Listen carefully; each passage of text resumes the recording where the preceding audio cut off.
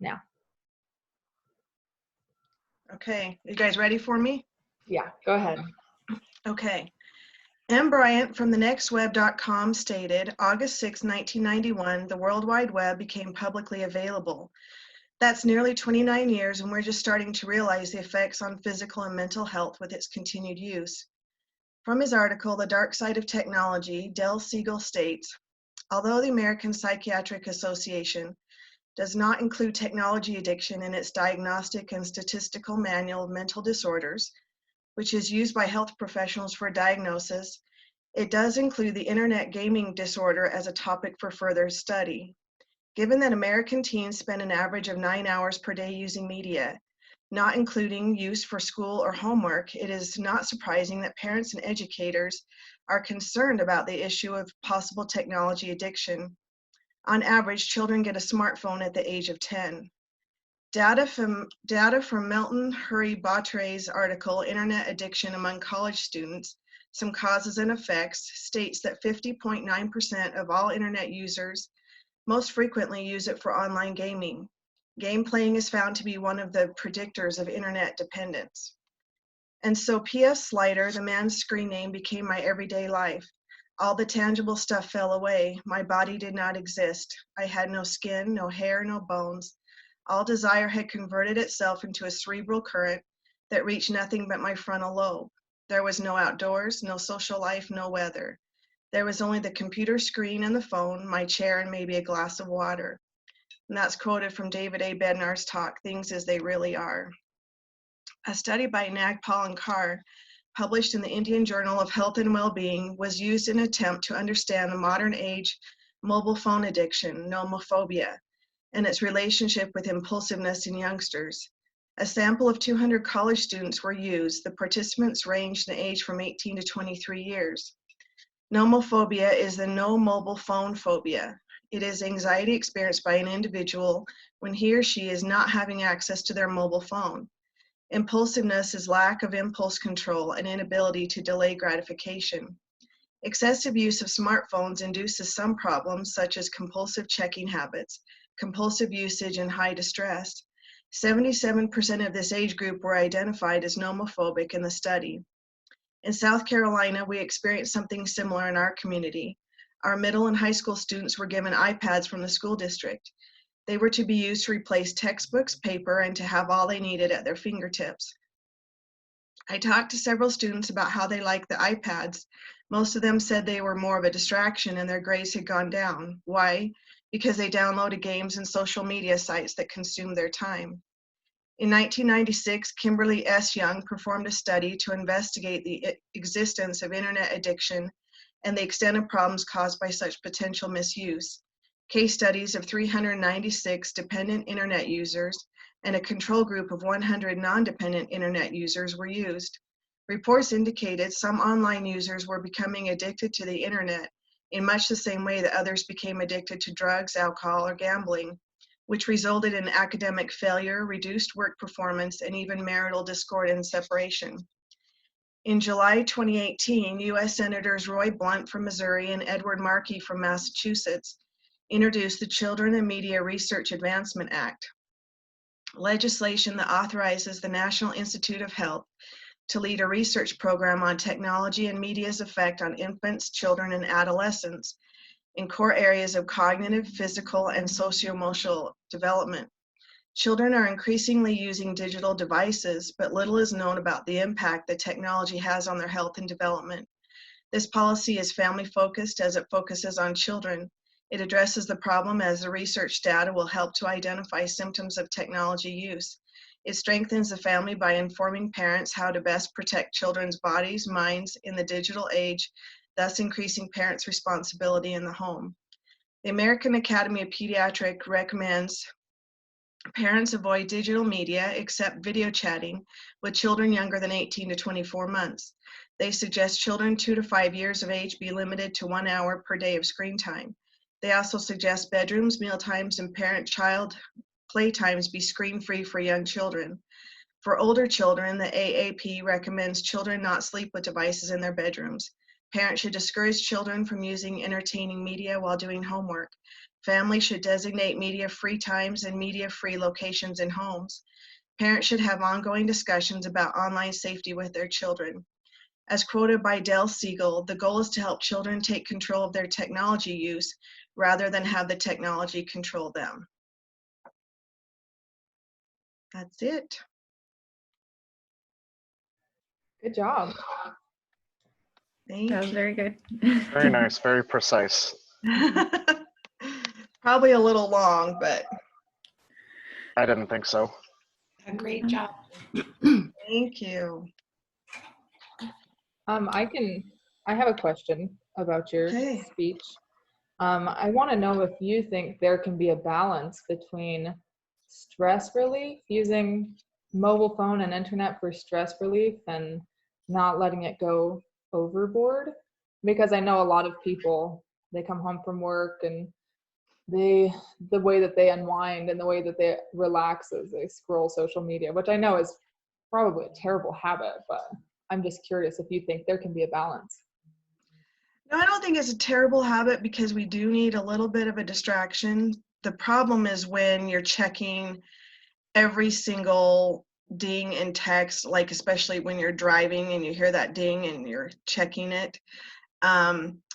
Or when you get on and you get sucked in for like an hour and you don't know where the time went. I think the other biggest problem is when you're surfing the internet or on technology when you have your children around. You know, you're setting the example and precedence for that. Or when you have small children and they're not getting the attention that they need.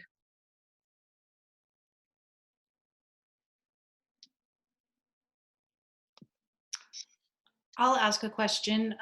So what do you think the costs are going to be to this, quote, always connected lifestyle for our children, and how can we engage them in healthy ways? I guess that's two questions. I think the costs are that, you know, they've had studies done where kids are losing the ability to be social and interact with people face to face. They don't know how to do that. And so what was your other question? How we can engage them in healthy ways. One of the studies, I didn't include it in this speech, but they talked about viewing technology with your children and teaching them about inner self-control, because really that's the only way to prevent technology addiction is to, you know, use it in healthy ways, the way I talked about at the end by the American Pediatric Association, but then to view it with your children and then help teach them again to learn inner self-control. Great.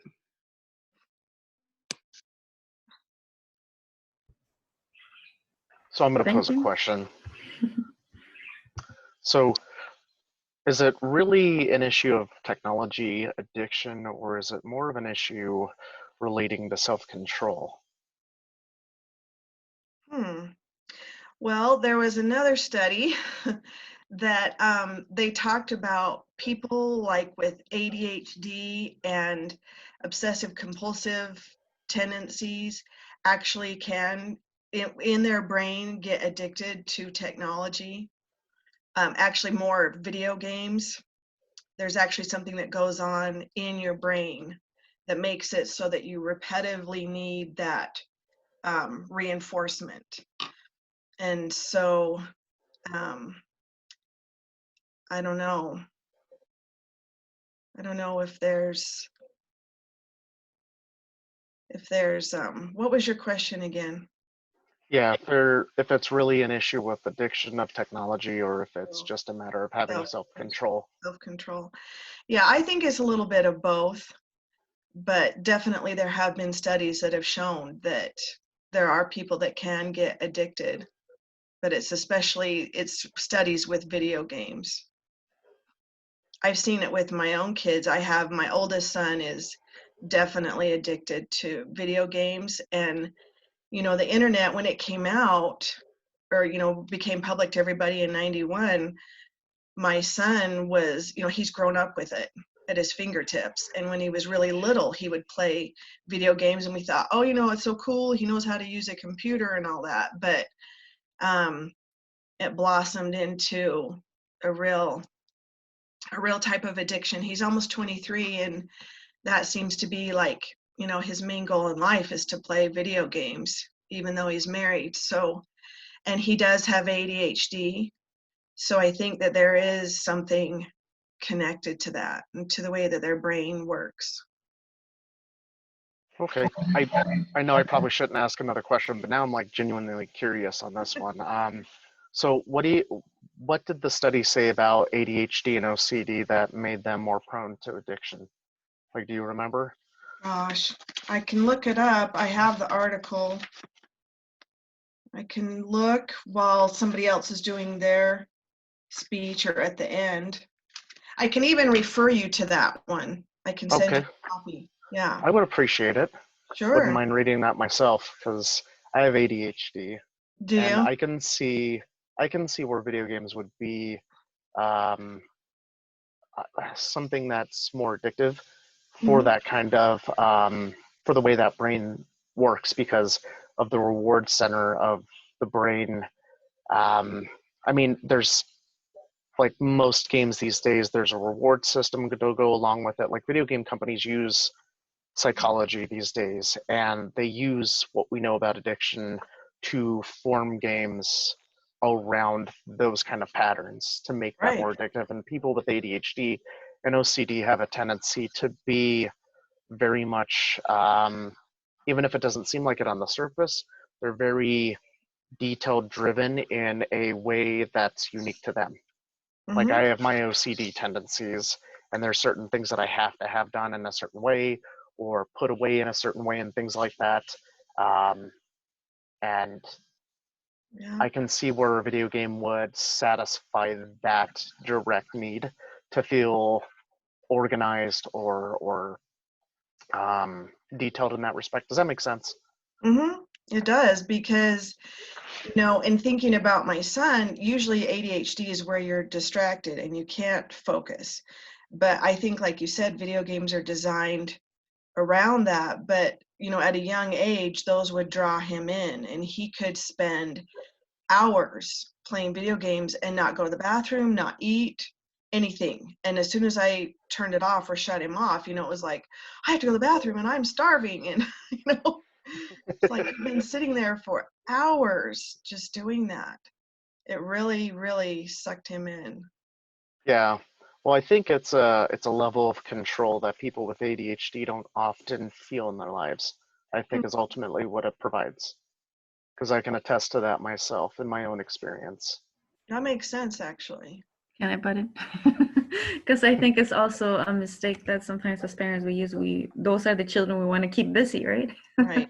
Because they're can be a little overwhelming sometimes, but they can be hard to deal with. Yeah, I can be hard to deal with as an adult. Yeah. I don't have any questions. I think it was great. Yeah, your rebuttal to my question was good. You did a good job. Oh, thank you. I get talking and then I'm like, what was the question again? But yeah, I'll send you that article and information. It was interesting. I just couldn't fit everything in there that, you want to.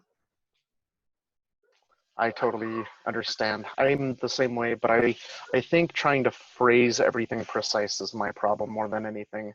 You'll guys see when I read mine. Mine stinks. I doubt it. All right. Who's gonna go next?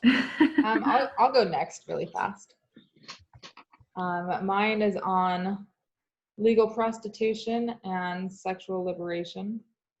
Okay, so let me start this speech with a few definitions. First, sex trafficking, as defined by the Oxford Dictionary, is the action or practice of illegally transporting people from one country or area to another for the purpose of sexual exploitation. Next, the definition of sexual liberation is defined by Psychology Today as meaning more sex outside of marriage, including premarital and extramarital, particularly for women. We often hear from modern-day feminists how important sexual liberation is for women, And when I first started college, I fell in love, not with a person, but with the feminist movement. I love the idea of being liberated, of being freed from all the oppressive thoughts and predispositions that I felt were placed on me as a woman. I look back now and realize something very important. I was never under any opposition. No one looked down on me because I was a woman in college. No one ever treated me differently. I quickly realized that I was fighting in the wrong direction. Did you know that 1 in every 5 women, or 20% of women, have been sexually assaulted while attending a 4-year university? Sexual liberation goes hand in hand with prostitution. So why does the feminist movement push so hard for sexual liberation or the legalization of prostitution? An article on the Harvard Civil Rights website, published in October 2019, called for the legalization of prostitution in the name of protection for women. The article states that by legalizing prostitution, women are safer because they can report to the police when things such as rape, assault, or abuse happen. They also stated that women can stay healthier because the licensed brothels would be required by law to stay hygienic and regulated. The truth starts to be revealed as the article goes on to admit that there have been studies reporting that legalized prostitution could lead to an increase in human trafficking. However, human trafficking doesn't seem to be a big deal to this author, as they continue in their speech about how the legalization of prostitution will benefit women around the world. If that were true, then why do most women in prostitution wish they could be in another career? According to ExodusCry.com, most women in prostitution are not there by choice. Those in prostitution who were not trafficked are desperate to survive and need money. The website goes on to state, in addition to poverty, a prior history of childhood physical and/or sexual abuse is commonplace among prostituted women.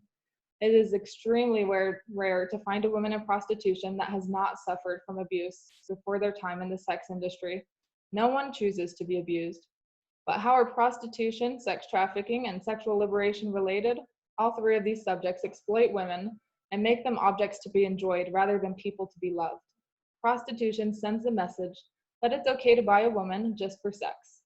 This is objectifying, which you would think would be the opposite of what the feminist movement wants. Instead of taking this information from me, why don't we look into the story of someone who's actually been through sex trafficking? This story is one I got off of Exodus Cry's website.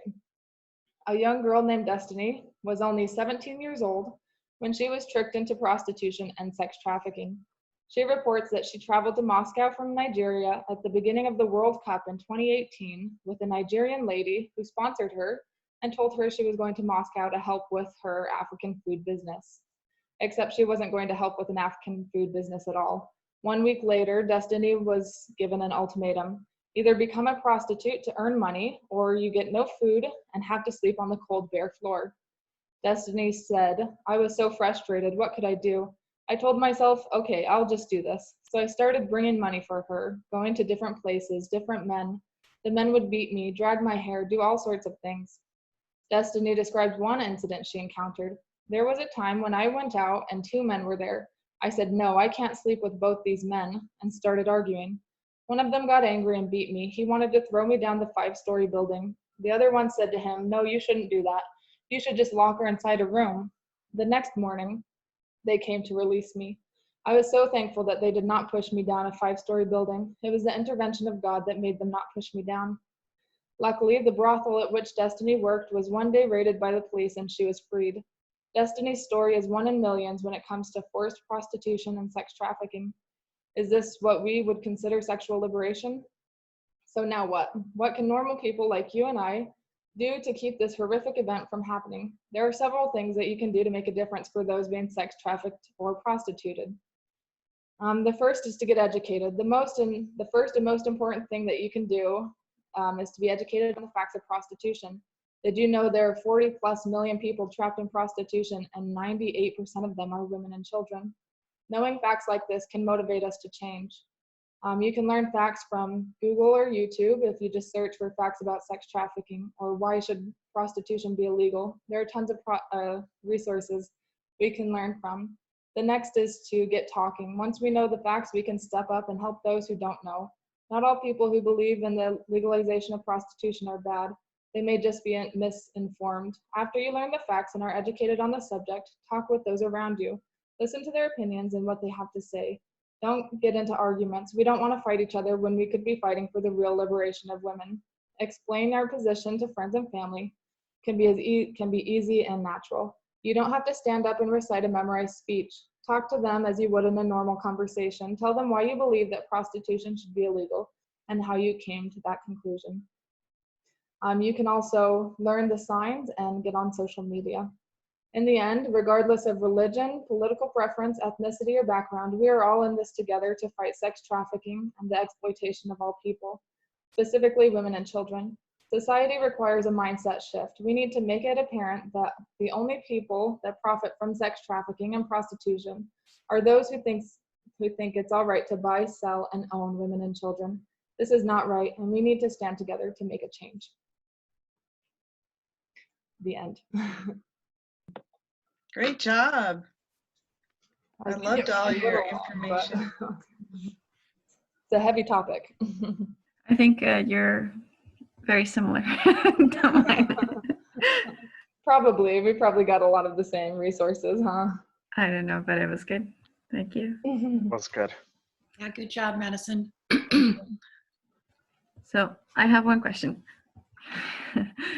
What do you think we can do as parents to kind of help our children or children around us?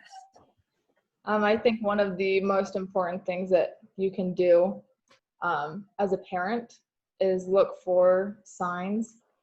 And also practicing stranger danger is really important for parents, and I think all parents know that, but also looking for the signs on the friends. Some of the signs could include if they're wearing clothes that don't fit with the season, like winter clothes in the middle of summer, if they have any signs of abuse, such as bruises or black eyes, stuff like that, or if they don't show parts of their body that probably are normal to be shown, like their arms. There's also if they seem like they have very strict curfews and are very closed about their situations, that's another sign. And so looking for these signs in children is very important, because then you can report it and then you can help the situation. Thank you. Did you find, or is there anything being done on the government end as far as any policies or laws or acts that are trying to be passed to try to help this? I could have looked into that more, but from what the research that I did, most of the things being done are being done through private organizations who find these things and report them to the police, and the police are able to raid. I think it's a little bit of a fight right now because of things such as sexual liberation and the feminist movement. And there's a strong push for legal prostitution, especially after looking at examples in Nevada, and I think the other one is like Maine or Rhode Island. I can't remember exactly. There's another state that has legalized prostitution, and so they're trying to look at them for examples, but it's not really working. So I think things are kind of moving very slowly, if they are moving at all. Okay, thank you. Did you find in any of the studies where they linked pornography into the prostitution of women and children? Yeah, definitely. There's a lot of links to pornography. In fact, they're all kind of interrelated. Pornography, sex trafficking, prostitution, and abortion all kind of go hand in hand, because one always leads to the other. And you'll see a lot of sex trafficking, they target children because in pornography, they try to make the actresses look as young as possible. And on this website that I was on, there were a few 15-year-olds, 15 to 18, maybe even younger, who were sex trafficked and then filmed and put on sites such as Pornhub. And then consequently, they were told that they were 18 and they were not 18. And so there are a lot of links to sex trafficking and pornography, because pornography alludes to having sex with minors, and so they can actually go and do it through sex trafficking. Wow. It's pretty Thank you. powerful. Yeah. Are there any more questions for my speech? Is there any statistical information on um, the probability or how often it is that people become sex trafficked through family members or people that you're close to? Um, I'm not sure if there's a statistic, but as I was researching stories to put in here, I was very surprised at how many were sex trafficked through parents and other relatives. So I'm not sure of a statistic. I'm sure maybe if I looked, I could find one, but I was pretty surprised to find out how true that was. So I'm glad you brought that up. That's an interesting point. Wow. Yeah. Did they talk about any of the reasons why the parents did it? A lot of them, it's drugs or money. So I think the number one would be drugs because they need to feed their addiction, and so they do whatever it takes. Yeah, that is often the case.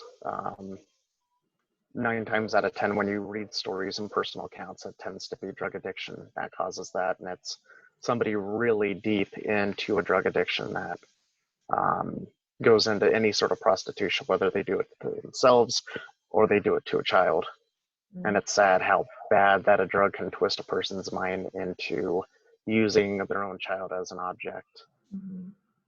And the same thing, this will be my last thing and then we can move on, but it is interesting to see how many people who own the prostitutes or run the brothels will feed drugs, forcefully feed drugs to the prostitutes in order to get them to stay addicted and stay prostituting because they have no other choice. They need to feed this addiction, or essentially they feel like they're going to go out and die, so they have to stay and work. That's how they kind of trap them in. That's why organized crime is big into it, because they can utilize one form of profit for another one and make it almost interchangeable. Russia and the Russian mafia is really big into using drugs as a method of control for their prostitutes. Yeah, it's bad stuff. Thanks everyone for their comments and their questions. So. Rough subject. Yeah, great job. I'll go ahead and go next. I'm like sitting here with nervous energy, so I need to release it, I think. So, okay, let me just bring this up. Okay. You've all seen it. You walk into a restaurant and a majority of couples and families are not talking to each other, but scrolling on their cell phones. How are cell phones affecting our families? In a study called The iPhone Effect, the quality of in-person social interactions in the presence of mobile devices, found when we have conversations in the presence of our phones, we have lower levels of empathy. But when we are without our cell phones in conversation, we have higher levels of empathetic concern. Recently, I was talking with a friend and she shared an experience with me that happened on a weekend soccer trip on her daughter's team. One of the teammates was taking a shower and another teammate bursts into her bathroom, opens the shower curtain, and takes a picture of her showering and then posts it on social media. The girls on this team are 14 years old. Obviously, the girl taking the photo did not think about the damage this could do to this girl and to her as well. What she thought was a silly prank ended up with many hurtful feelings, embarrassment, and her getting kicked off her soccer team. If this girl was older, she could have been prosecuted for posting child porn. This obviously had an effect not only on the 18 players and families of this team, but also on friends and family of the girls affected. My friend's daughter does not have social media, and after this incident is wondering when the appropriate time is to let her daughter have it. Now, this is an extreme example about one danger of cell phone use, but it made me think, When are our children developmentally ready to receive this device that has so many options, so much access, and so much power? Technology is part of our children's world, whether we like it or not. So we have to make sure that we teach them the correct way to use it and introduce it at the right time. Our smartphones can have many effects on us. If we use them carelessly, they can cause brain drain, sleep deprivation, weight gain, car accidents, anxiety, depression, and shallower social interactions. When we are a proactive smartphone user and teach our children to be as well, we can escape some of these common addictions and problems of smartphones. Sarah M. Coyne, a family life professor at Brigham Young University, after an 8-year longitudinal study, said, 2 teenagers could use social media for exactly the same amount of time, but have vastly different outcomes as a result of the way they are using it. So, what can we do to make sure that we are smart smartphone users? In Amanda K. Frank's article, Phone Smarts, she recommends having a smartphone bedtime, setting a timer while on your phone, practicing self-care, such as healthy eating habits, physical exercise, etc., and finding other ways to combat boredom, turning off push notifications, and making a phone storage basket. Other recommendations include making a personal and household plan so we and our kids can develop healthy phone habits early on. Using the American Academy of Pediatrics Media Plan can assist families, and that can be found at healthychildren.org/media use plan. What is being done to help our families in this fight against technology addiction? On July 30th, 2019, Senator Josh Hawley of Missouri proposed the Social Media Addiction Reduction Technology, or SMART Act, to limit features on social media platforms that may contribute to social media addiction. For example, the SMART Act would ban autoplay for videos and infinite scroll in news feeds on Facebook and other websites. The SMART Act would mandate natural stopping points in news feeds and separate prompts to play videos. The law would also require social media providers to alert users every 30 minutes that they've spent on their websites or apps. Furthermore, every social media company would be required to give users an option for tracking the total amount of time they've spent on their platforms across all devices, with an additional option for users to self-impose time limits. Just like this Missouri senator, we can speak out and make a stand against the technology harming our families and make sure we are making good choices in our use of our cell phones. The end. Good job. Very good. So I had a question about the SMART Act with the senator from, I think, Missouri, you said. Me also speaking on technology addiction, I like the idea. I didn't come across that data. But do you think that takes away people's agency? Yeah, that was one thing. It hasn't gone into a law because there's many things that that people were worried about, and that was one of the things was government interference with our agency. So I think that I'm like you. I like the idea because I can see just the mindless scrolling and in the research, just the effect that has on our relationships, on our brains, on our bodies. So many things. But is that an issue for government, to get involved? Maybe not. Yeah. Thank you. You're welcome. I wanted to ask, is that a story that you shared about a friend? Is that like a real friend? That somebody you know? It happened? Yeah, yeah, a lady in my ward, And the daughter is how old? 14, you said? 14. Yeah. Yeah. So, and what age is it okay to give a child a phone?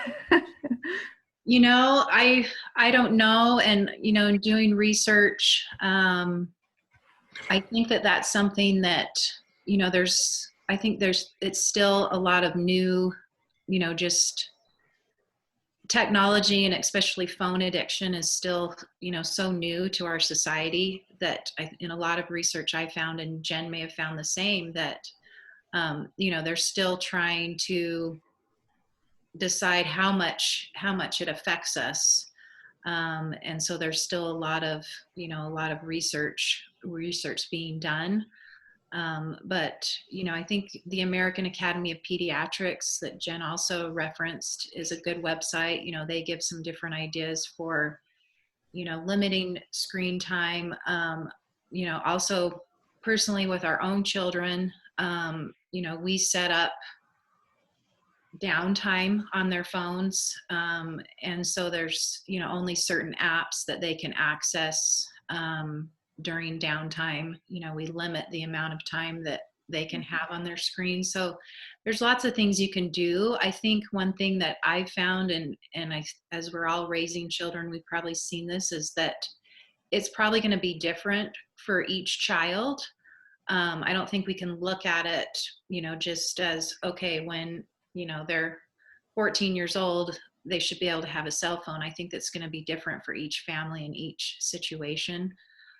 We started off our children with flip phones, you know, just because they were active in sports and other things, and you'd have to get a hold of them sometimes, you know, but those are harder to come by now. So we're almost forced into giving our children smartphones if we want them to have a phone, which is harder. So to answer your question, I think it's just different for each family, and we have to diligently do our research ourselves and decide when that's appropriate.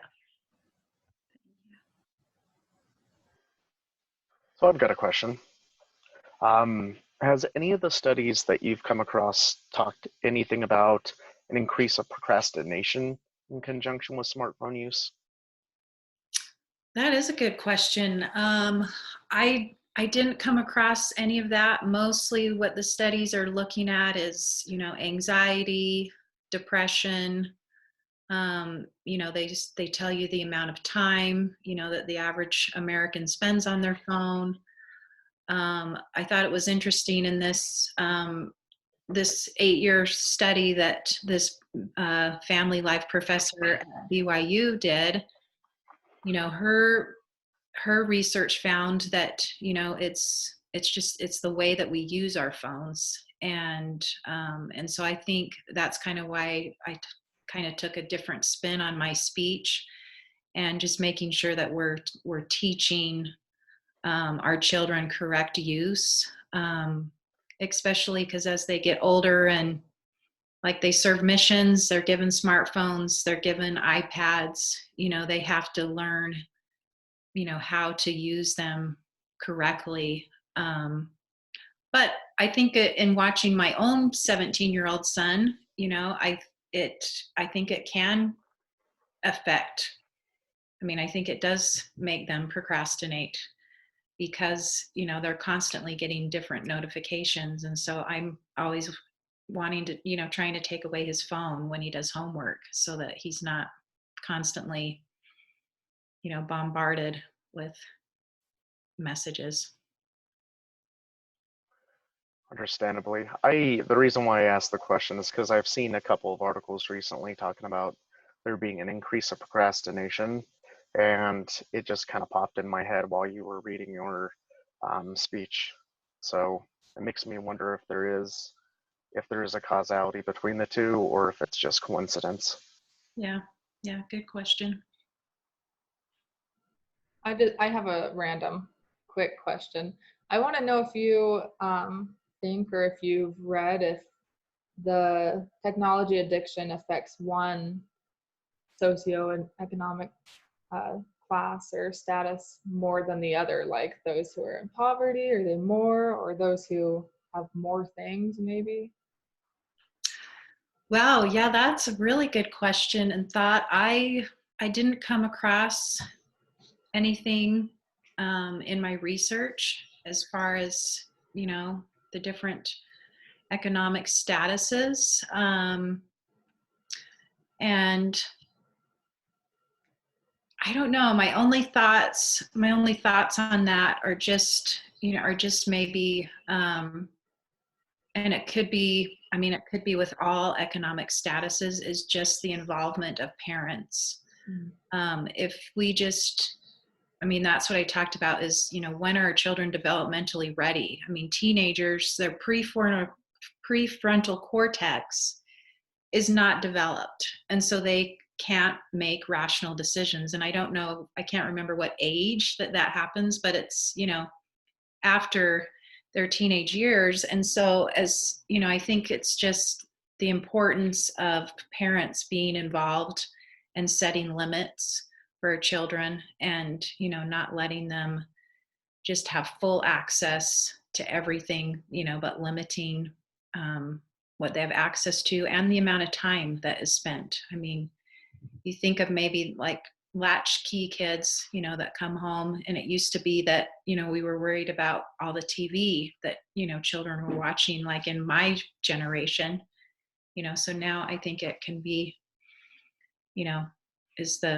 all the other aspects of media that can impact them. So I don't know, but good thought. Any other questions? Okay, thank you. So Paula, it's you and me. Do you want to Yes. go last, or do you want me to go last? What do you want? Ladies first. If you want to go last, go Okay. ahead, and I'll go now. If you want me to go last, you can go now. Whatever you want to do. Let me go first because I have an issue with my eyes and the light's starting to bother me. So I'll That's do totally my fine. I just thing. lost my camera.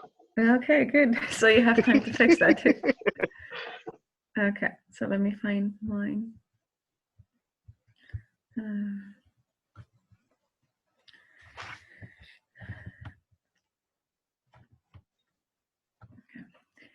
February 22nd is now considered Human Trafficking Awareness Day.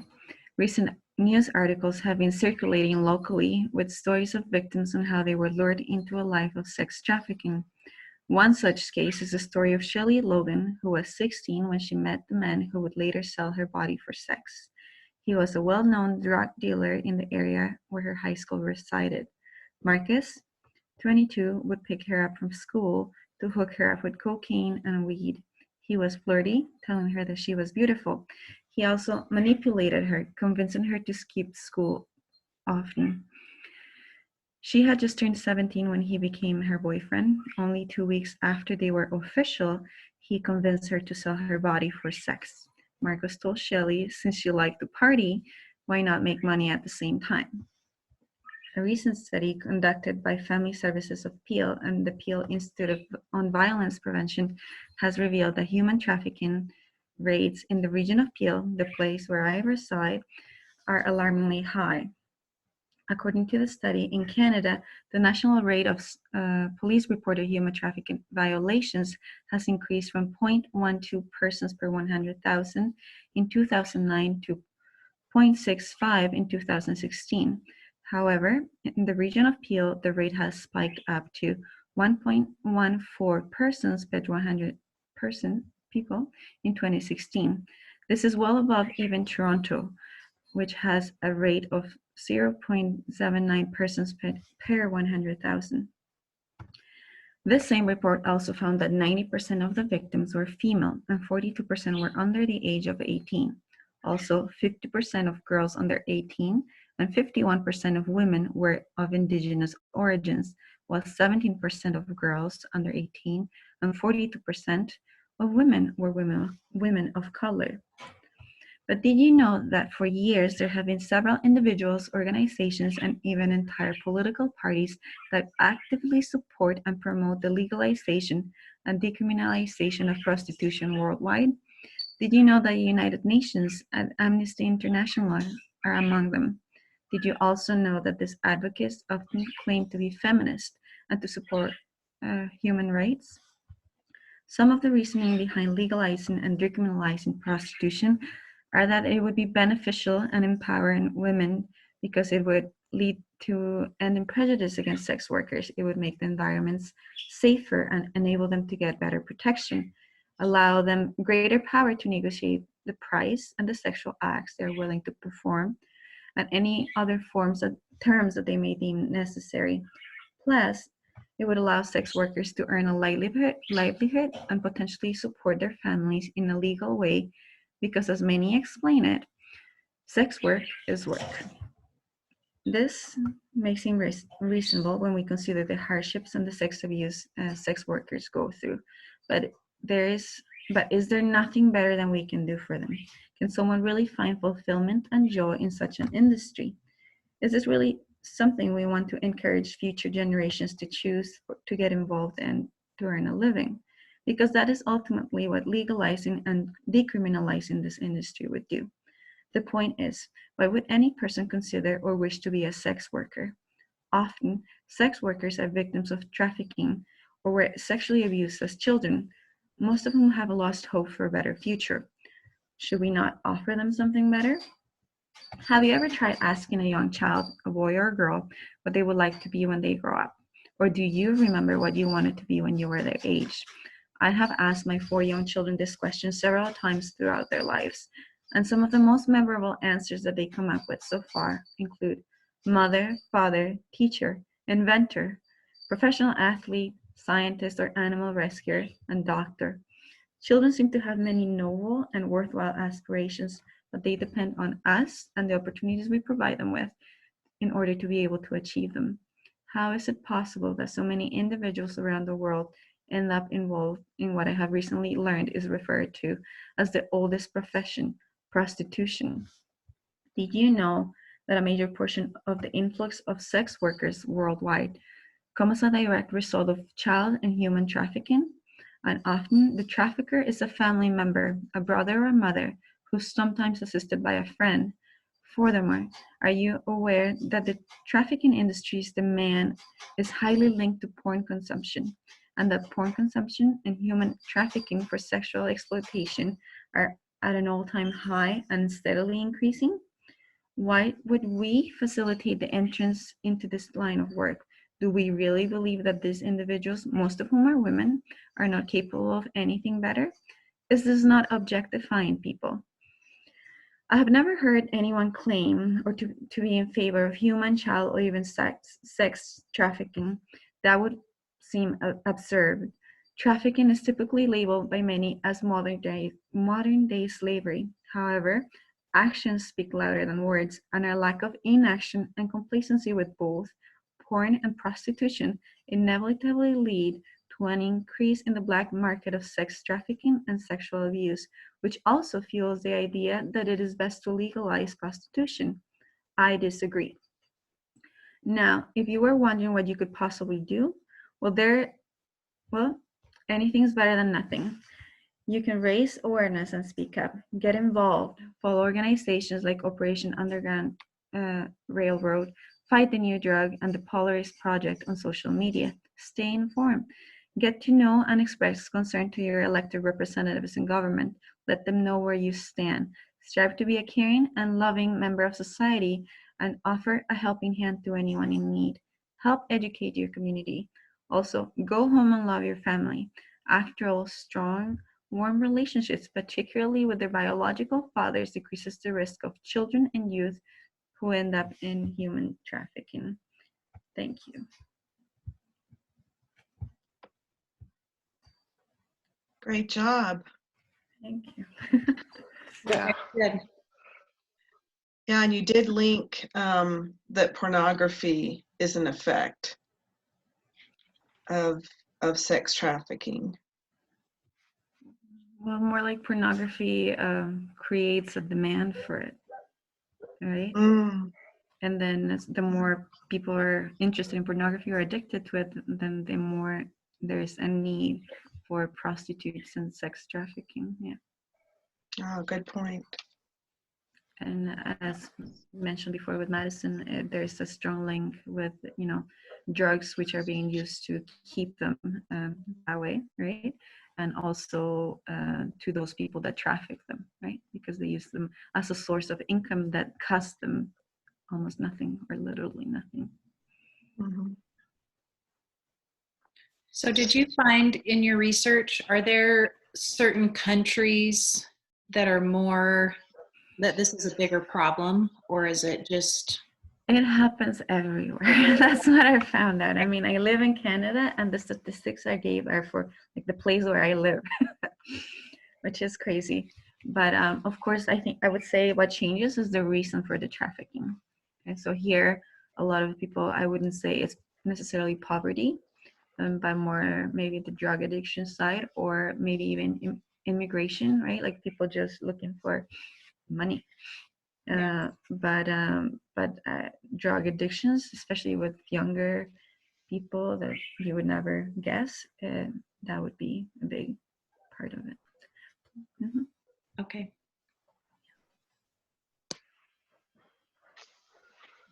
Huh. I have a question really fast, sorry.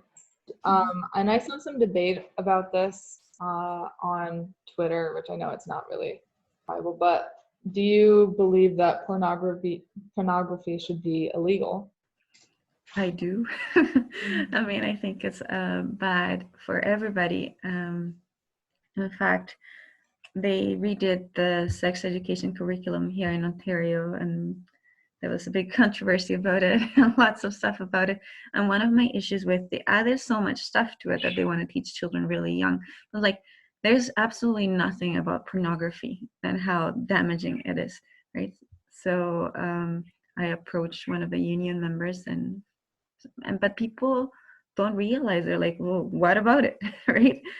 So I think that is perhaps one of the biggest issues, is that people don't realize that you're actually feeding the industry by not doing anything against pornography. Yeah, thank you for answering that. And I know a lot of people, at least in the United States, are like, no, government interference, we don't want it. But if you look at the effects of pornography, there's nothing good that comes from it. So yeah, thanks for answering that. So do you think what would be more effective, government intervention or cultural change? I think it has to be really, we want to end sex trafficking and all that. It has to be everything. But I think it starts with, like, when you look at the music industry, at everything that kids are watching on TV, just it's everywhere. I mean, we're just objectifying people in every way. So unless we stop objectifying people, then it's just going to become more difficult. And actually, there was a quote I read in another class book, the book called The Anatomy of Peace. And it talks about objectifying people. And it says, particularly about sexually objectifying people. It says, a person who sexually abuses another sees that person as an object.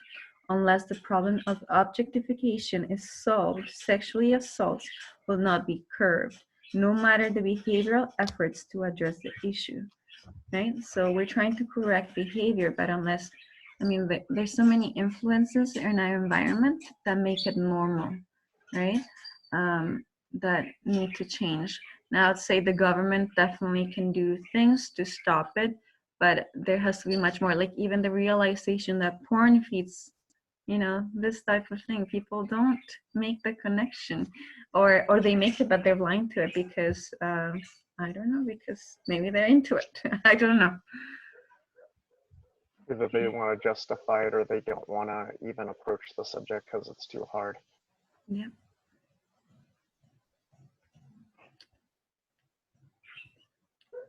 Any more questions? I'm looking forward to your talk now, to your speech, because I want to research that more often, maybe next semester in another class. Fair enough. So I think we saved the worst for last, so let's get it read. That'd be great. We'll see. All right. So in Africa, there's a bird species called the oxpecker, who essentially lives with a few different animals, such as rhinos, buffaloes, hippos, and giraffes. These birds are an essential part of the health of these animals, as the bird's primary source of food are ticks, in addition to ectoparasites and blood from the wounds of these animals. Now, these animals and the species of bird have a reciprocal relationship with one another that help keep each other safe from harm and help to meet each other's basic needs.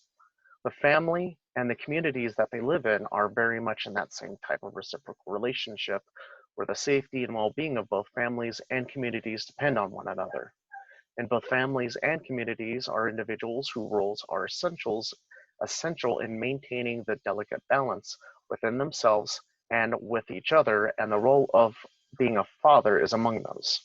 An old African proverb states that it takes a village to raise a child, and that is essentially held true until about the 1960s, when a simple, well-intended law had unforeseen consequences. The law and the cultural shift that went with it has put our families and our communities in peril. And I'll explain why and how fathers play a role in fixing it. The law, starting off, in 1969, the state of California became the first state to allow what we call no-fault divorce. NOLO's Plain English Dictionary defines no-fault divorce as any divorce which the spouse who wants to end the marriage is not required to accuse the other of wrongdoing, but can simply state that the couple no longer gets along. Every state now has no-fault divorce. In the past, a party seeking divorce had to prove that the other spouse was at fault for a marriage not working. No-fault divorce are usually granted for reasons such as incompatibility, unreconcilable differences, or irretrievable or irredeemable breakdown of the marriage. Consequences. Since 1969, all states have adopted this policy, and while each state may differ on specific details, the outcome to the family unit and the communities have shown that there is a tragic downside to this policy that has served others, that may have, wow, I did not proofread that part. Sorry. So there's a tragic downside to a policy that has also had a positive of saving others from things like spousal abuse. In the United States, we've seen a number of single mother homes rise to 12% to 26% between 1970 to 2003. To make matters worse, every year since 1990, we have seen an additional 1 million children experience their family divorce split by a divorce. This has created homes that have either had no father or homes where a single father who doesn't have the time children need to be properly nurtured by that role. In turn, the community suffers because children will be raised with, community suffers because children that normally would be raised with the necessary nurture to help ensure them become productive members of communities and society are absent because they can't serve and volunteer within the community, making a strain for others within it to take up the proverbial slack, as well as not helping the children have the capability of being able to have the means necessary to properly function within that community. As time passes, we will see fathers further decay within the bonds of family and communities as the negative consequences of no-fault divorce continue to increase its scope of influence. So, what can we do about it? What fathers do and the influence that they have on our children is tremendous and should never be downplayed. There have been numerous studies alone on just how positive an impact dads have on a child's education. Often these studies show that fathers can help depression from affecting children or keep them from going down paths of disruptive behaviors and lying. Children also tend to feel better and more secure about themselves, have better physical and mental health, and a father's influence also helps them stay off of drugs. But why should a father just focus on their own family when there are those in the community who also need a surrogate one? Another thing that can be used and utilized is the mother's role in this, and being able to help ensure that a father takes and makes adequate time for his children and has the time necessary to volunteer for those in the community itself. Now, I got interested in this subject because of my own personal story here of when my daughter started kindergarten last year. Last year, when she started kindergarten, the school asked for fathers to volunteer. We have a program called Watchdogs, where specifically fathers come in and volunteer during the day and in classes and have different roles that they play. I decided to go ahead and do so, and I was quite taken back by the amount of kids wanting and needing the attention of me. And I've seen it with other fathers that have gone in and volunteered in observation as well. Come to find out from teachers and teachers' aides that these kids don't either have a father in the house or the father's working 2 to 3 jobs and is never home. These children are starving for that attention, and they're starving for the certain nuances and the influence that a father can bring in their life. And just because we have our own kids doesn't mean that we shouldn't go out and help to make sure that we're a father figure to everyone in the community. A strong family and a strong community remain strong when there are fathers in the picture that care and spend the time and effort necessary to do their part.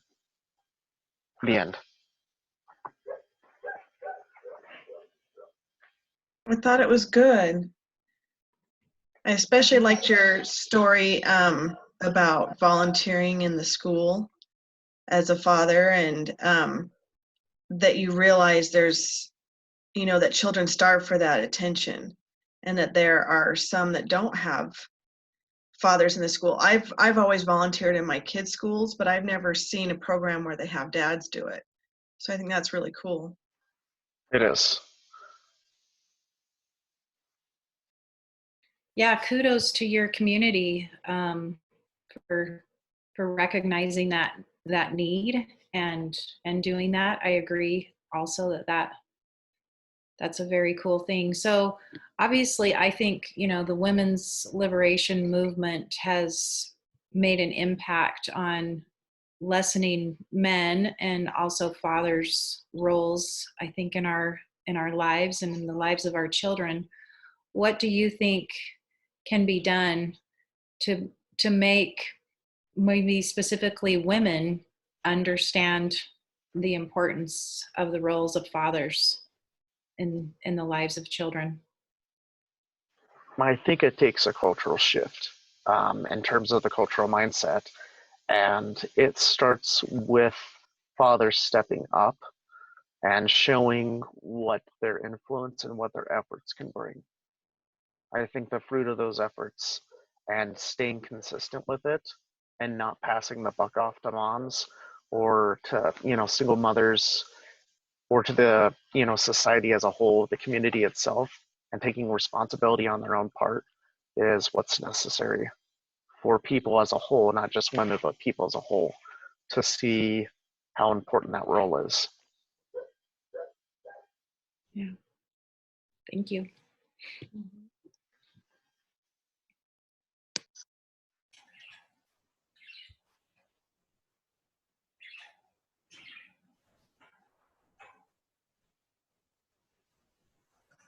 I guess my question was pretty similar to Trisha's question. I was thinking about, I like that line that you said, that not all, I totally just forgot what you said, but it was something about biological parents versus like not biological parents. So what do you think about the argument that lesbian parents would make because there's 2 of them in the home as they compare it to a mom and a dad? That's actually a really good question. So there may be 2 parents in the home, but there is a aspect of masculinity that may or may not be present in the home, and having strong ties to the community can help bring that influence to their children and help to make them more well-rounded. If they're really concerned about their children and not their own social political agenda, then they would want to have strong family ties to the community to be able to bring other influences in, so their kids are better off and more open-minded, so they can create and be better people in society and have better families as well. And then themselves can be a good influence in their community. It's a reciprocal relationship.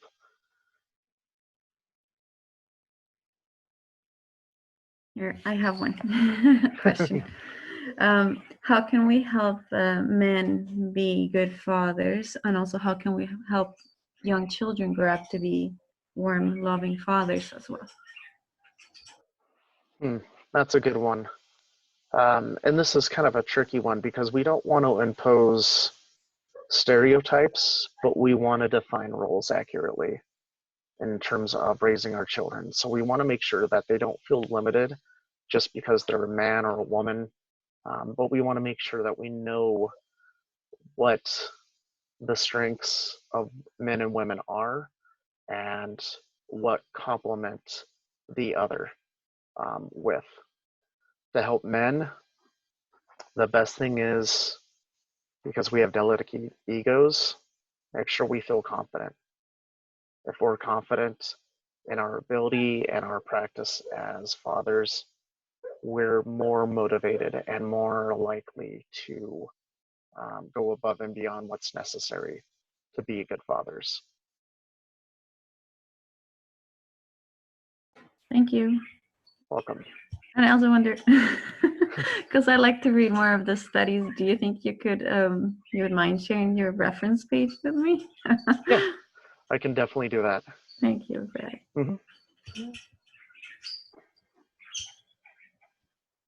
Do we have any other questions by chance?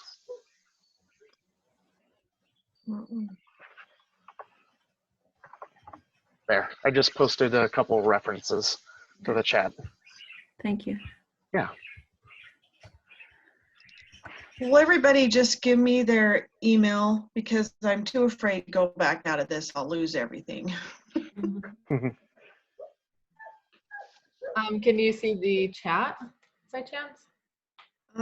There's a few emails right there. Yeah, if you click on more down at the bottom and click chat, it'll open up the chat for you. Exit minimized.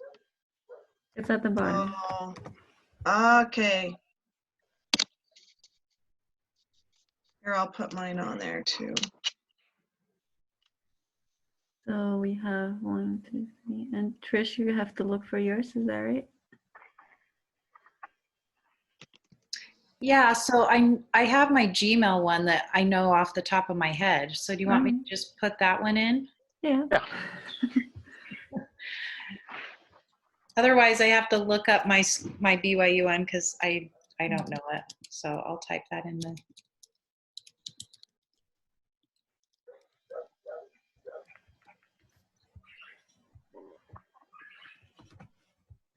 Okay, Thank you.